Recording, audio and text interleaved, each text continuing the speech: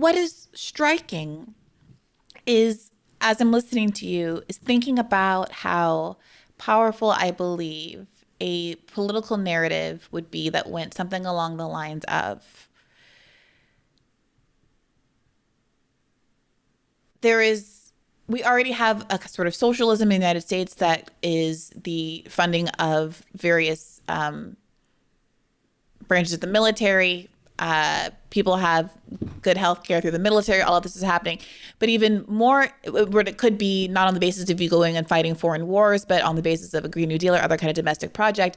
But even worse than that, outside of the public sector, these private defense industries spend inordinate amounts of money to make sure that we continue to fund, to supply weapons to all corners of the world, regardless of their humanitarian commitments or whether it's in the long-term best interest of the United States of America. Here are the examples. Here are all the moments we've been on both sides of a conflict. Here is evidence of the revolving door. Here are the perverse ways, and I remember this clear as a bell, that Biden acolytes defended the appointment of Lloyd Austin as Secretary of Defense on the basis that any criticisms against him were because he was Black and we were all doing a racism. Not because he was at Raytheon. And yet, obviously, we don't get that argument. And even the more progressive members of the Democratic Party don't seem to be focused on that argument, even to the extent that many of them have objected to America's support of Israel, for example. And I wonder how you're feeling about the prospect of change, given that what seem like very easily available narratives that would be pretty compelling to the large parts of the public that either don't like government spending at all and so don't want government financing weapon sales for no reason, or who do like government spending but would prefer not to be on war, but to be on actually supporting domestic labor. The fact that folks aren't taking this up, the fact that there doesn't seem to be any off-ramp in the form of international law, and the fact that domestic law also doesn't seem to be a barrier in any way, it feels a little overwhelming. And I do wonder what you're feeling like what you see as sort of like off ramps from this reality that we're living in. Do you see the possibility of like political off ramps? And if not, what is it? Is it just the issue of political capture of money and politics? I mean, I do think all problems go back in many ways to campaign finance reform. That money that money in politics has so many pernicious effects. I mean, to your question about, given that this seems like a narrative that could resonate with folks of different persuasions, as you said, people who just want less money spent on the Pentagon because they just want less money spent in government in general, as well as people who want that money to be spent here at home on better outcomes in the lives of Americans. I mean, that's a huge part of what my organization, the Quincy Institute, is all about, as far as, reaching out to people on the right, the sort of libertarian, anti-interventionist right, and the more humanitarian-minded or more progressive left. And it's true that is a narrative that resonates, in particular, sort of keeping out of endless wars, because that's what Trump campaigned on. He campaigned successfully against Hillary Clinton, that she was too hawkish, as far as, against Biden, that was COVID. There were a lot of factors there. But I do think that there was some concern from the electorate that Trump seemed pretty erratic. And there did seem to be things like, the killing of Qasem Soleimani and this question of, are we about to get into a war with Iran? Various other instances in the first Trump term where it seemed like maybe things could be headed towards a war. And then again, against Harris, well, first against Biden most recently, and then Harris, Trump was again able to very successfully leverage this narrative of himself as campaigning against endless wars, that he was going to be, the candidate that that would keep us out of unnecessary conflicts. And, this I think is a huge part of why you saw Trump actually use leverage to get Israel to agree to a ceasefire for, his inauguration and then a little past that. In many ways, I was surprised that the Gaza ceasefire lasted as long as it did. But Why I is do that? think, Because you thought it was in bad faith to begin with, or yeah, I thought he just wanted it for his inauguration and to show that, look, I can get Netanyahu to listen that Biden never could. I'm the one with the real power here. And in part, I mean, my understanding is that he did use the leverage which the United States has against Israel, that you cannot conduct these wars without us. And if we cut off your weapon supply,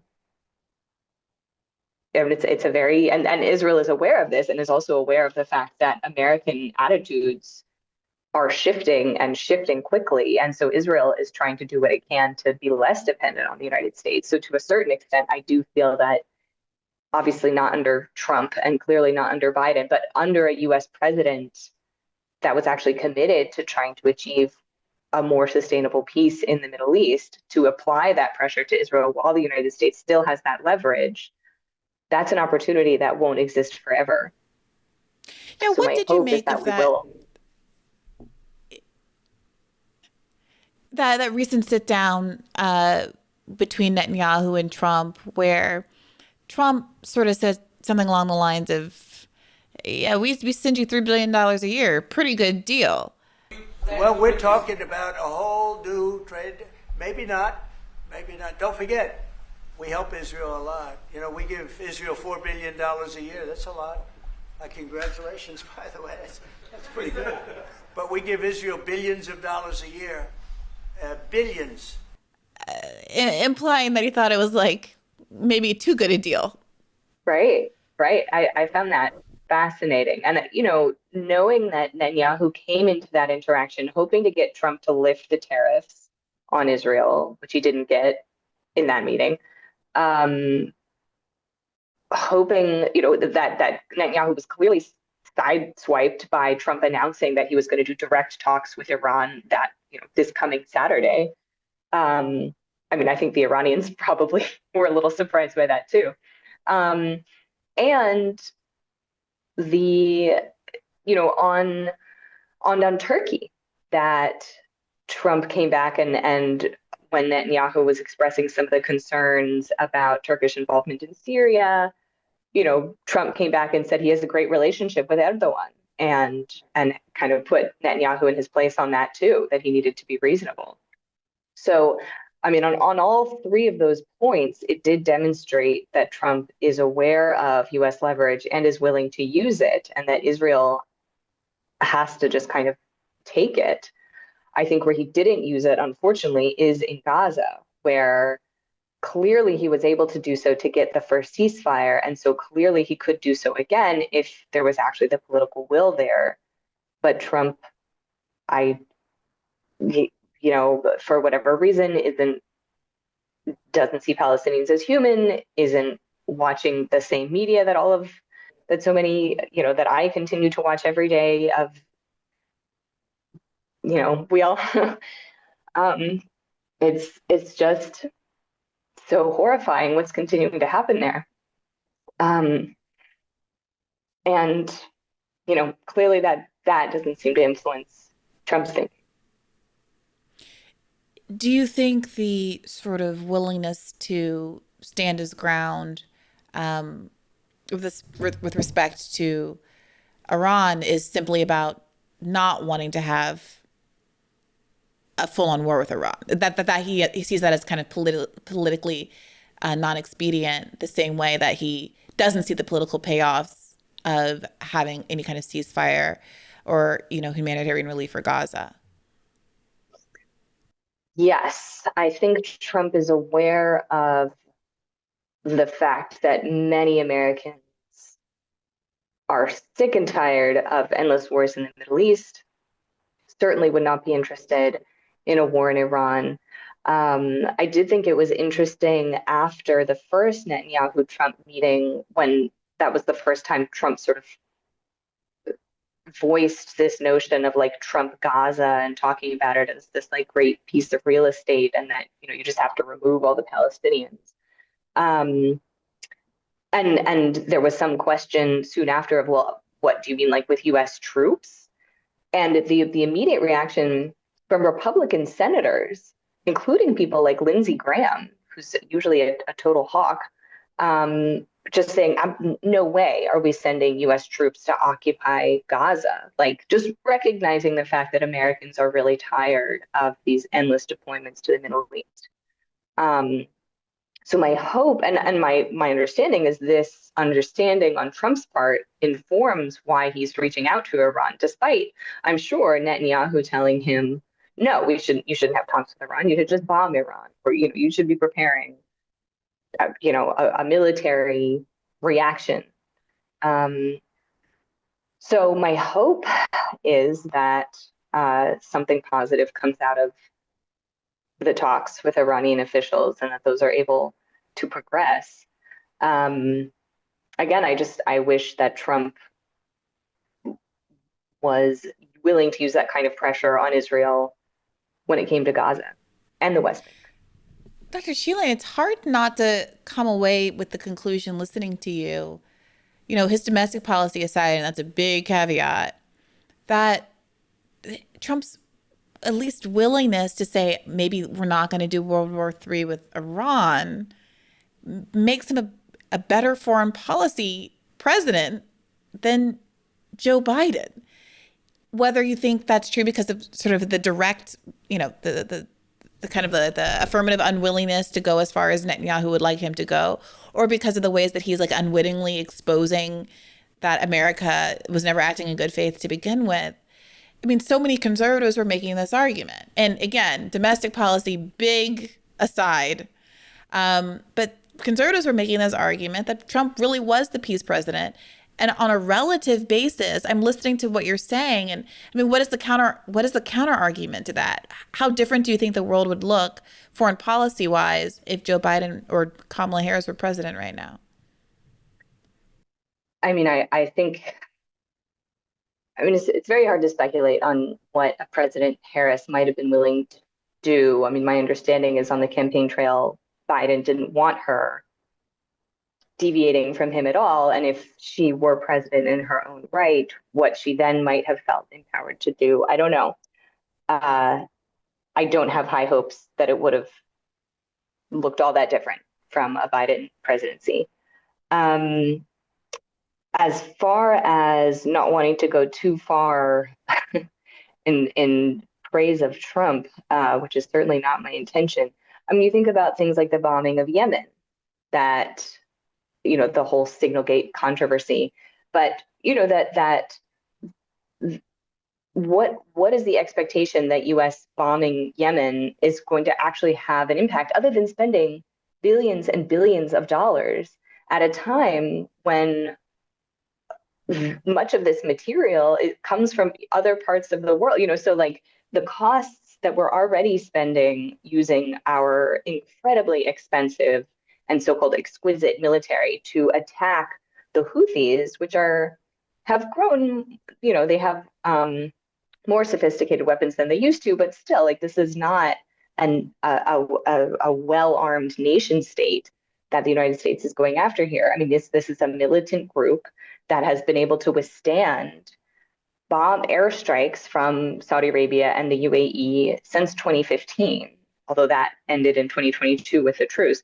But, you know, and prior to that, the Yemeni government itself bombing the Houthis. I mean, they are used to being bombed and they withstand it. And so what exactly is Trump's end game with just bombing the Houthis? That again, it's very, they're not, this for them is such a great PR strategy because they have the United States legitimizing them as this worthy target. And my interpretation of that is it's because the Houthis are targeting Israel. It's not about, you know, this is not America first. This is not about the fact that U.S. shipping is all that affected. It's not. But because they're going after Israel, and because from the perspective of Trump or wealthy donors in his ear, America first equals Israel first and vice versa. And so this notion that those interests are so aligned when they are not, when you think in the longer term, and again, Israel recognizes this, that like their interests are separate from the United States. And my hope is that moving forward, we are seeing enough of a shift in how Americans view Israel that if our democracy survives, we won't continue to see this unconditional support, from both parties for Israel. Moving forward, I think it's just a question of how many Palestinians will still be alive by the time that shift is felt politically. The dark version, the dark assessment of this is that while it is absolutely true that polls are swinging away from Americans having favorable views of Israel, in a two-party system where you don't have a choice, whether or not that actually results in a change in policy is a big question mark. It seemed evident to many of us on the left that Kamala and Biden's unwillingness to be at all flexible on their policy of unconditionally supporting Israel literally cost them the election. And you could see it coming from a mile away. And ironically, Donald Trump, as we've been discussing, pantomiming even a temporary ceasefire and achieving a temporary ceasefire, was able to frame himself as an anti-war candidate and capture a lot of the anti-war sentiment that exists among especially more independent-minded voters. So while I would like to think that the polling trends would result in a change in policy, I gotta say I'm skeptical. I'm skeptical because it doesn't actually matter. There's never any consequences for anything. And that's what's been so frustrating. We recently spoke to Craig Mukhiber. We're talking about international law. Not so recently, we spoke to Nora Erekat, international law. And the conversations always devolve into like, it's nice that someone wrote down that this is technically what America's supposed to do because it gives activists an opportunity to use it as a cudgel rhetorically and to yes, affect public opinion. But is that the kind of lever? Is that the kind of pressure? Are these, protests, April 5th, hands off protests and stuff actually sufficient to change a system that's so entrenched the way you've described in this report? I mean, the volume, we didn't really talk about this, but the sheer volume of arms sales is really staggering. The asymmetry is really pronounced. The investment in this is extremely pronounced. And it does feel, we did an episode probably about a year ago with a gentleman who is the head of the BDS, the part of BDS that does arms embargo work. That to me felt like it was more probable that it would yield results in terms of it, like physically, people in docks physically refusing to ship arms, right? Much more so than even if opinion polls got to a point where 0 Americans supported Israel. It's like, what are you going to do about it? And people on both sides of the aisle have committed to voting for their team no matter what. At very worst, staying home, which does nothing. Staying home doesn't hurt either party. Staying home doesn't hurt the duopoly the way that casting your ballot for another party who could win would. I don't mean to be, I'm sorry, Dr. Sheila, I don't mean to be such a doomer about it. But I am curious, like I'm going to ask you this a little bit before we started recording, like how you're feeling working in the capacity that you do, and writing reports like this one, how you're feeling about sort of the direction of this all and the utility of it all, and what we should be prevailed upon to do. Yeah. I certainly agree with you. It has been demonstrated that the Democrats lost the election, that what is it, 29% of people who voted for Biden in 2020 and didn't vote for Harris in 2024 listed Gaza as their top issue, which was above the economy, above immigration, above anything else. Uh, so yeah, I mean, my hope is that Dems, if they want to win elections, are listening. I share your concern that they are not because they're bought and paid for. I mean, one thing that I do both worry about and see as a source of change is just the geopolitical reality that the United States is not going to continue to be this hegemonic standalone global superpower. You know, that we have an increasingly multipolar world order with China, with Russia, with India, Brazil, the EU. Obviously, Trump is doing a lot right now to sort of uh, reconfigure the role the United States plays in the world. But even without Trump, those realities of the shift in global power, and including just the way wars are fought. I mean, it used to be that the fact the United States had this incredibly expensive and massive military made such a big difference because it was it was intended for conventional war. Whereas as we've seen in the context of the war on terror, it's very hard for these big powerful military machines to fight an insurgency. And increasingly, as you're seeing a lot of other countries invest in their own military production, whether it's cheap drones from Turkey, from China, like increasingly we see, unfortunately, many other countries realizing or investing in their own sort of military industrial complexes. And the concern is that moving forward, especially as the United States and the US foreign policy establishment really grapples with how to exist in a world where we aren't the global superpower, because Americans are, what I saw at the State Department, the US foreign policy establishment is very accustomed to getting what it wants. And this is part of what we're observing with Trump, and not understanding that so much of the way that the world was set up worked in America's favor. And so like when you start to shift those things, and as Trump is doing, but again, as would start to happen anyway, just as a result of kind of the rise of these other powerful countries, my concern is that the United States is not going to be able to sort of gracefully accept or sort of move into that transition, which is something I worry a lot about. This goes back to these IR debates, of like the rise of Sparta against Athens. Like this is all sort of what IR nerds study in grad school. But this notion of like the rising power and how does the existing power handle that, often not very gracefully. So all that to say that some of these changes are sort of baked in, and the United States is going to have to navigate that.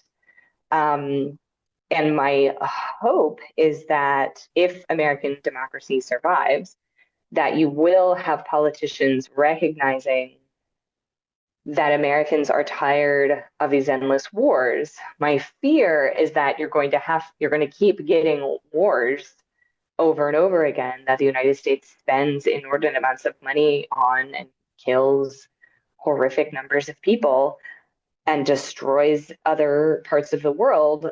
And then Americans remember, oh yeah, why are we spending so much money on the Pentagon when that money should be going to our schools and our hospitals and our infrastructure and our, the energy transition?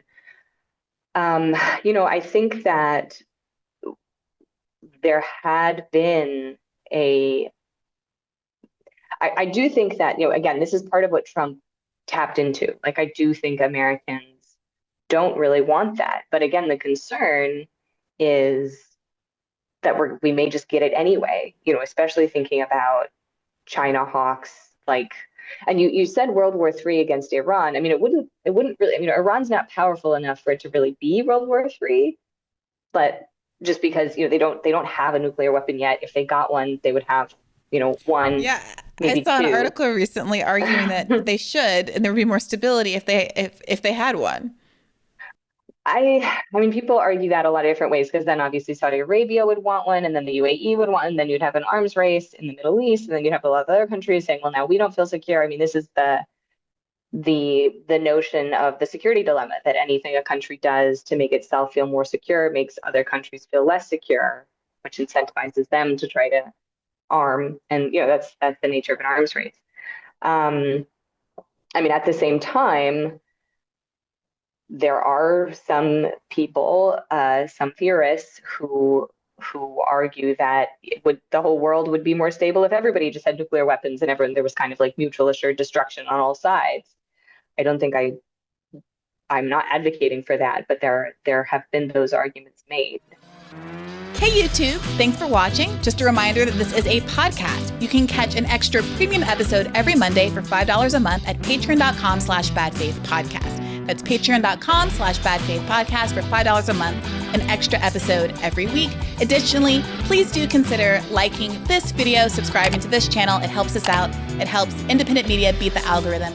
We appreciate you. And as always, keep the faith.